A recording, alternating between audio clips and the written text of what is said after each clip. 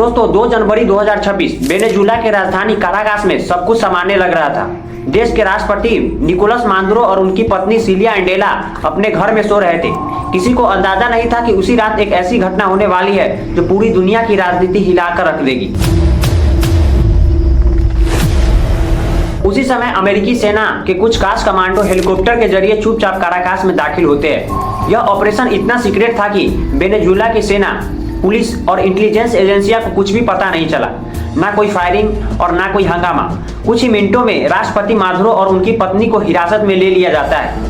कुछ घंटों के बाद दोनों को अमेरिका ले जाया जाता है और फिर आता है सबसे चौंकाने वाला पल, जब अमेरिकी राष्ट्रपति डोनाल्ड ट्रंप खुद सोशल मीडिया पर इसकी जानकारी देते हैं। ट्रंप एक तस्वीर पोस्ट करते हैं जिसमें मादुरो के हाथ में हथकड़ी और आंखों में काली पट्टी बंधी है और हाथ में एक पानी का बोतल है। इस एक पोस्ट के बाद पूरी दुनिया दो हिस्सों में बढ़ जाती है। कुछ देश कहते हैं कि अमेरिका ने सही किया क्योंकि मादुरो पर तानाशाही और मानवाधिकार उल्लंघन का आरोप है। वहीं दूसरी तरफ कई देशों ने एक स्वतंत्र देश की संप्रभुता पर सीधा हमला बताते हैं। अब सबसे बड़ा सवाल, अमेरिका ने ऐसा क्यों किया? सरकारी बयान में कहा गया है कि यह कदम लोकतंत्र बहाल करने के लिए उठाया गया है, लेकिन अगर हम इतिहास देखें तो अमेरिका का दखल अक्सर उन्हीं देशों पर होता है जहां तेल, गैस या कोई बड़ी रणनीतिक संसाधन होता है। वेनेजुएला के पास दुनिया का सबसे बड़ा तेल भंडार है और यही कहानी का एक अहम हिस्सा हो सकता है। रूस, चीन, ईरान और कुछ लैटिन अमेरिका देश खुलकर वेनेजुएला के साथ खड़े हो गए हैं। उनका कहना है कि अगर आज ये वेनेजुएला के राष्ट्रपति को ऐसे उठाया जा सकता है तो कल किसी और देश के साथ यही हो सकता है। अब आगे क्या होगा? क्या अमेरिका वेनेजुएला पे सीधा कंट्रोल करेगा या फिर वहां नए चुनाव कराए जाएंगे? आइए समझते हैं आज की इस वीडियो में। Last night and early today, at my direction, conducted an extraordinary military operation to bring outlaw dictator Nicolas Maduro to justice. Venezuela's longtime president is out of power. In a midnight operation called Absolute Resolve, the U.S. arrested Nicolas Maduro from the heart of Caracas.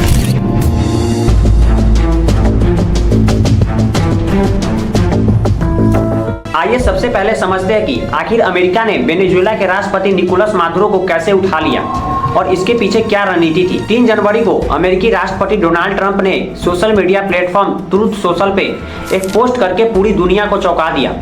उन्होंने बताया कि Venezuela के राष्ट्रपति Nicolas Maduro अब America के हिरासत में है। लेकिन सवाल यह है कि इतने बड़े देश के राष्ट्रपति को उनके ही राष्ट्रपति भवन से उठाना इतना आसान कैसे हो गया? दरअसल इसके लिए अमेरिका ने एक बेहद चालाक और प्लान्ड स्ट्रेटजी अपनाई।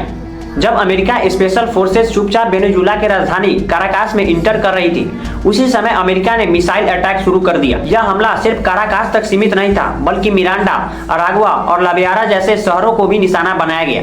इसका मकसद साफ था, पूरा ध्यान मिसाइल हमलों की ओर चला जाए और वेनेजुएला की सेना इन हमलों से निपटने में उलझ जाए। इसी अफरा तफरी के बीच अमेरिकी सैनिक राष्ट्रपति भवन तक पहुंचते हैं और बिना किसी बड़े विरोध के राष्ट्रपति मादुरो और उनकी पत्नी को हिरासत में ले लेते हैं। रिपोर्ट्स के मुताबिक इन ऑपरेशन में वेनेजुएला के 7 सैन्य ठिकानों पर एयर स्ट्राइक की गई। इन हमलों के आदेश सीधे राष्ट्रपति ट्रंप की तरफ से दिए गए थे। इस पर वेनेजुएला के रक्षा मंत्री ने अमेरिका की कड़ी निंदा की और इसे देश की संप्रभुता पर हमला बताया। वही पड़ोसी देश कोलंबिया के राष्ट्रपति ने भी इस घटना पर बड़ी चिंता जताई और ऑर्गेनाइजेशन ऑफ अमेरिकन स्टेट्स और संयुक्त राष्ट्र से इस पूरे मामले की जांच की मांग की।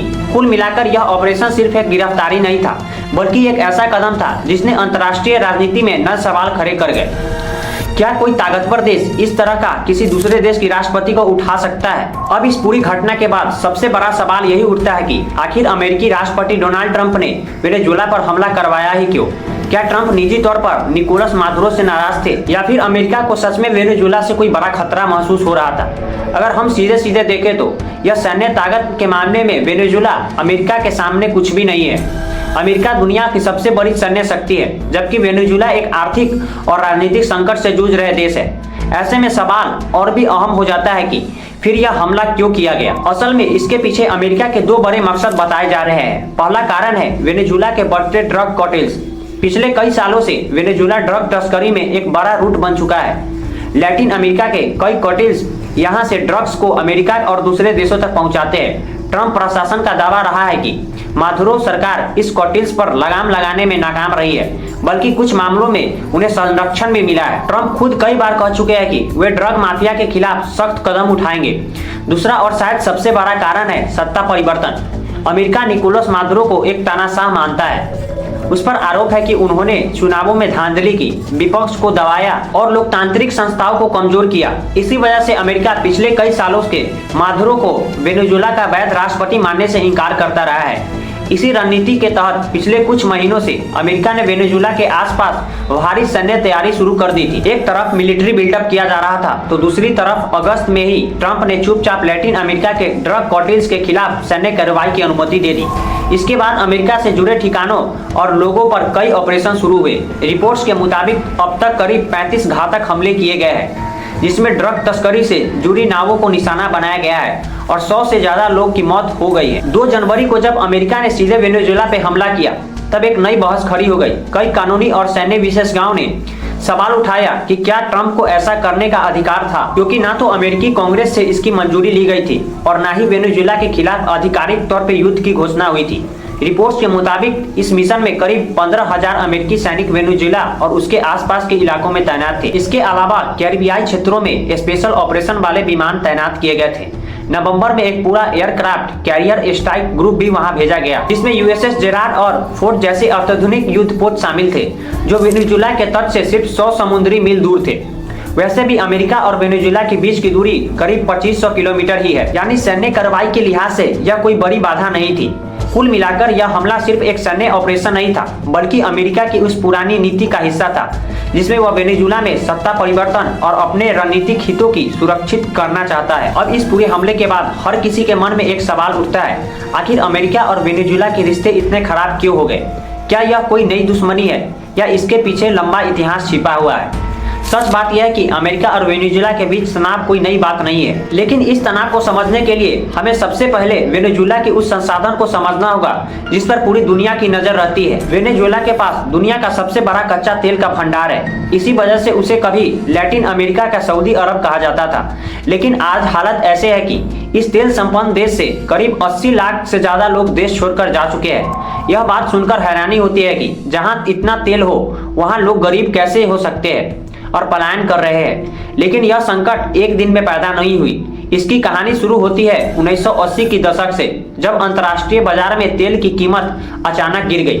वेनेजुएला के पास पूरी अर्थव्यवस्था तेल पे टिकी थी, इसलिए देश पर भारी आर्थिक झटका लगा। इसके बाद हालत कुछ सुधरे जरूर, लेकिन अस्थायी समाधान कभी नहीं निकल पाया। 1999 में वामपंथी नेता ह्यूगो चौवेज सत्ता में आते हैं। उन्होंने तेल उद्योग पर सरकारी नियंत्रण बढ़ाया और अमेरिका से दूरी बनाने शुरू कर दी। इसी दौर में अमेरिका पर वेनेजुएला के आंतरिक राजनीतिक दखल में देने का आरोप लगने लगा।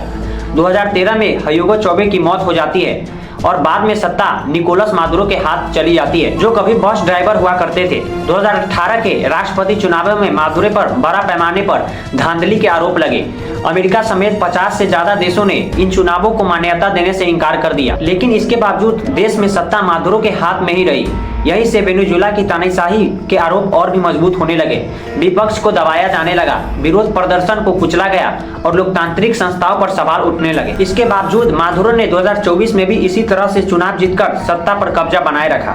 इस बार भी यूनियन समेत कई देशों ने विपक्षी उम्मीदवार को राष्ट्रपति के तौर पर मान्यता दी। मादुरो की नीतियों का असर सिर्फ राजनीतिक तक सीमित नहीं रहा, देश में लॉ एंड ऑर्डर की स्थिति भी बिगड़ने लगी। चुनाव हारने के बाद विपक्षी नेता को धमकियां मिलने लगी, जिसके बाद उन्हें देश छोड़कर स्पेन जाना पड़ा। अब अमेरिका का कहना है कि वेनेजुएला में लोकतंत्र पूरी तरह खत्म हो चुका है, जबकि आलोचक कहते हैं कि अमेरिका की असली दिलचस्पी लोकतंत्र से ज्यादा तेल और रणनीतिक नियंत्रण में है। अब सवाल आपसे है, क्या किसी देश के राष्ट्रपति को दूसरे देश में घुसकर इस तरह गिरफ्तार करना सही है? क्या यह लोकतंत्र की रक्षा है या फिर एक ताकत की राजनीति? अपनी राय कमेंट में जरूर बताइए। और अगर आपको यह वीडियो पसंद आए तो आप इस वीडियो को देखिए। इसमें मैंने अरावली को आसान भाषा में समझाया है, पूरे फैक्ट्स और लॉजिक के साथ समझाया है और लिंक नीचे डिस्क्रिप्शन में भी है। धन्यवाद।